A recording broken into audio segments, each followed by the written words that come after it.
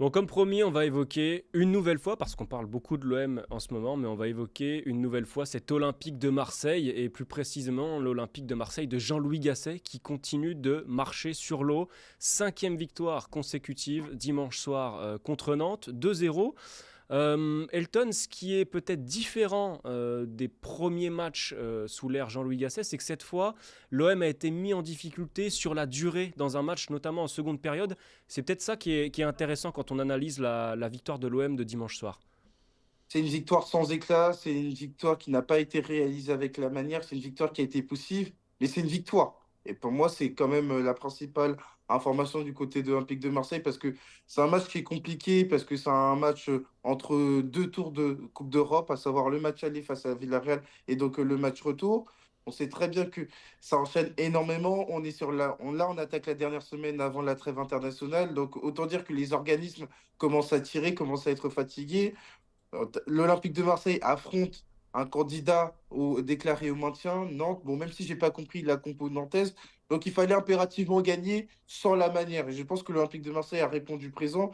Et pour moi, c'était quelque chose de très important, cette capacité à gérer sur les deux tableaux, parce que c'est une interrogation qui était légitime. On parle d'un club qui, il y a un mois, n'était pas capable de gagner un match en Ligue 1. Ça, faut pas l'oublier. Et le fait d'avoir cette récurrence, le fait d'être en capacité d'enchaîner, pour moi, c'est la principale information pour l'Olympique de Marseille, en même temps qui se replace pour le sprint final. Un sprint final qui va être excitant et ce qui n'était pas encore une fois gagné il y a un mois. Tu m'as fait ma transition, Elton, c'est parfait. Je vais encore te demander de te projeter, mais l'OM qui enchaîne, l'OM qui est porté par un Pierre-Emerick Aubameyang absolument exceptionnel ces derniers temps. Je crois qu'il en est à 8 buts sur ses 5 derniers matchs, si je ne dis pas de bêtises.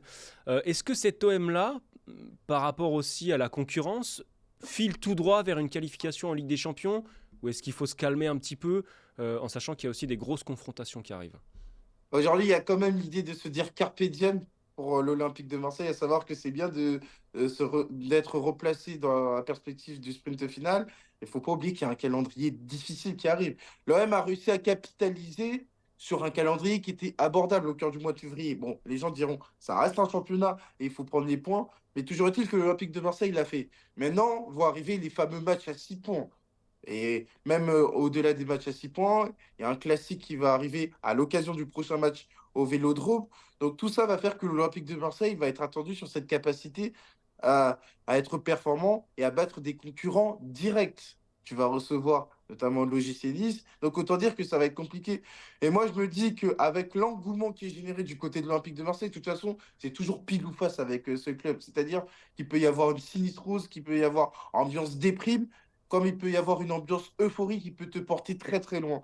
Et le fait d'avoir un Pierre-Emerick Aubameyang qui est très très performant, c'est 23 buts de compétition confondus, le fait d'avoir une charnière centrale et qui est vraiment à un très haut niveau, un milieu de terrain qui travaille bien, et ben tout ça me fait dire qu'avec la force brute de cet effectif, oui, l'Olympique de Marseille peut rêver un podium. Et pour moi, je dis d'autant plus facilement que moi, je ne voyais absolument pas l'Olympique de Marseille sur le podium.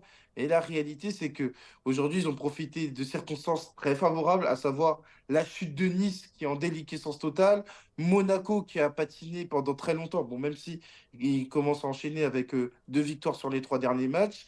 Donc l'Olympique de Marseille profite du fait que en haut, ça a patiné, que ça a ralenti, tandis que l'Olympique de Marseille a recommencé à carburer.